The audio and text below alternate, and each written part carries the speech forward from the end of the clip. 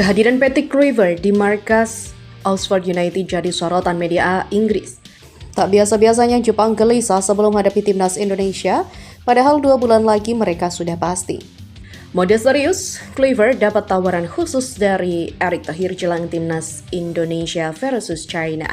Yuk simak selengkapnya sebagai berikut.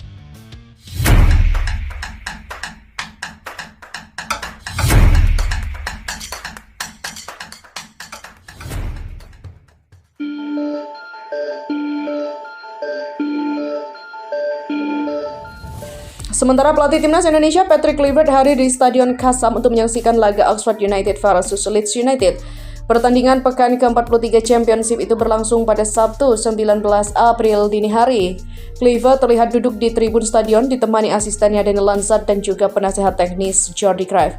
Ia datang langsung ke stadion untuk menyaksikan penampilan bomber timnas Indonesia oleh Romeni. Sementara pemain timnas Indonesia lainnya, Marcelino Ferdinand, tidak masuk dalam skuad pada laga ini. Sayangnya, Romeni gagal menyelamatkan timnya dari kekalahan 0-1 ketika dimasukkan di babak kedua. Ia gagal memberikan kontribusi signifikan selama 25 menit terakhir setelah masuk dari bangku cadangan. Sementara itu, kehadiran Kluivert di Stadion Kasam menjadi sorotan sejumlah media asal Inggris. Legenda Barcelona, Ajax dan juga Newcastle United, Patrick Kluivert membuat penampilan yang tak terduga pada pertandingan Championship Jumat malam melawan Oxford United. Banyak penggemar yang bingung saat kamera mengarah ke dirinya yang menonton di tribun. Media tersebut kemudian menjelaskan maksud kedatangan Kluivert dan Jordi Cruyff di laga itu. Mantan pemain timnas Belanda itu tertangkap kamera bersama mantan bintang Barcelona lain, Jordi Cruyff. Namun ternyata mantan penyerang itu tidak ada di sana untuk Leeds, melainkan untuk lawan mereka. Pada bulan Januari, bintang Ajax tersebut juga mendapatkan salah satu tugas terbesarnya sebagai manajer timnas Indonesia. Hal itu menjelaskan perjalanannya ke pertandingan Oxford versus Leeds sambil menyaksikan penampilan duo Indonesia di Oxford oleh Romeni dan juga Marcelino Ferdinand. Setelah menjadi direktur seolahraga klub Catalan setelah pensiun, Jordi kini mengambil peran bersama Kluivert sebagai penasehat teknis timnas Indonesia. Sementara Leeds United News menuliskan, selama pertandingan melawan Oxford, kamera dari Sky Sport menyorot Barcelona dan juga legenda Belanda Patrick Kluivert di tribun. Awalnya membingungkan tetapi kemudian menjadi masuk akal. Dengan Kluivert sebagai pelatih kepala timnas Indonesia dan menyaksikan dua Oxford United asal Indonesia oleh Romeni dan juga Marcelino Ferdinand beraksi. Kluivert kini berusia 48 tahun, terkenal karena waktunya di Barcelona antara tahun 98 dan 2004, di mana ia mencetak 122 gol yang luar biasa untuk klub itu. Ia juga merupakan legenda di kancah internasional dengan 40 gol dalam 79 pertandingan untuk Belanda. Media Jepang tak biasa-biasanya gelisah menjelang berhadapan dengan timnas Indonesia di kualifikasi Piala Dunia 2026 Juni mendatang. Padahal posisi Jepang di babak kualifikasi ini tergolong aman karena mereka sudah dipastikan lolos ke putaran final Piala Dunia 2026. Dalam waktu dekat, Patrick Kluivert akan kembali mendampingi timnas Indonesia untuk menghadapi dua partai penentu, yakni saat bersua Cina dan Jepang. Satu kemenangan atas Cina sebenarnya sudah membuat satu langkah timnas Indonesia berada di putaran keempat kualifikasi Piala Dunia 2026. Tapi alangkah lebih bagusnya jika skuad Merah Putih berhasil mencuri setidaknya 1 poin saja ketika bertamu ke markas Jepang 10 Juni nanti. Apabila semua rencana tersebut terrealisasi, maka timnas Indonesia kemungkinan bakal finish di urutan keempat teratas atau berkesempatan lolos ke putaran berikutnya. Maka dari itu, pelatih Patrick Kluivert diharapkan bisa mempersiapkan skuad Garuda dengan sebaik-baiknya, termasuk terus memantau pemain diaspora. Di sisi lain, Jepang sebagai lawan timnas Indonesia dalam lanjutan Piala Dunia 2026 bulan Juni mendatang justru sedang gelisah.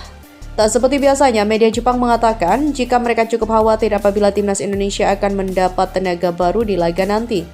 Mula-mula, media Jepang Koli menjabarkan jika dua lawan dari tim Samurai Biru pada bulan Juni nanti, yaitu Australia dan timnas Indonesia, bukanlah sembarangan. Indonesia berada di posisi keempat grup C dengan 9 poin, hasil 2 kali menang, 3 kali seri dan 3 kali kalah. 2 pertandingan kualifikasi tersisa akan melawan Australia dan Indonesia pada bulan Juni.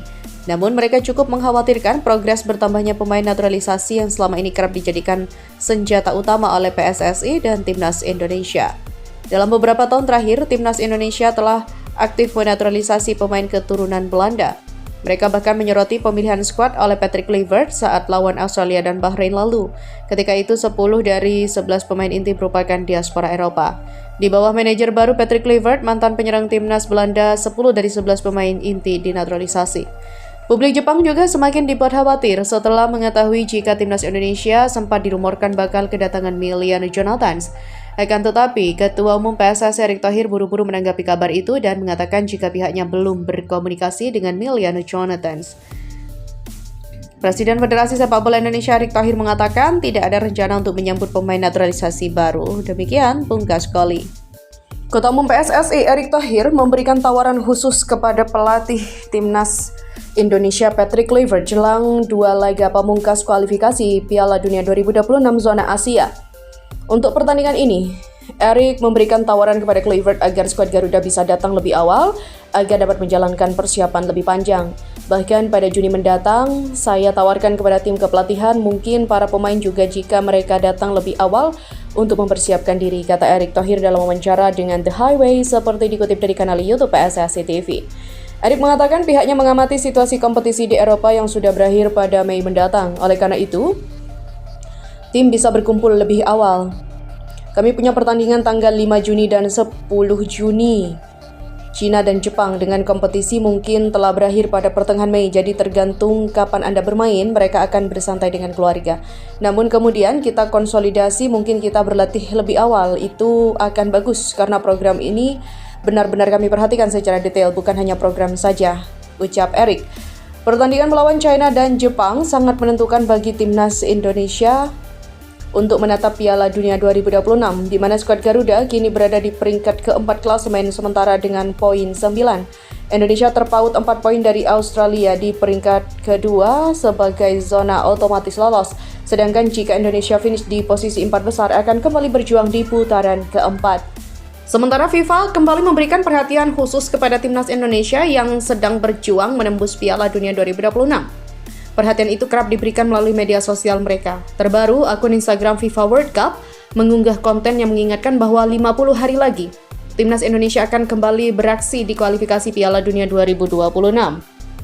Padahal, negara-negara lain juga sedang berjuang menuju turnamen terbesar di bumi tersebut. Namun, perhatian FIFA tidak sama seperti ke Indonesia. Skuad Garuda, bak anak emas yang selalu mendapatkan perhatian. 50 hari lagi menuju perjuangan selanjutnya, tulis FIFA World Cup di Instagramnya pada Kamis 17 April. Seperti biasa, postingan FIFA pun mendapatkan banyak reaksi dari netizen Indonesia. Sementara itu, timnas Indonesia saat ini berada di peringkat keempat klasemen sementara grup C dengan poin 9. Pasukan Garuda selisih 4 poin dari Australia di peringkat kedua dan peringkat ini merupakan batas tim bisa lolos langsung ke Piala Dunia 2026.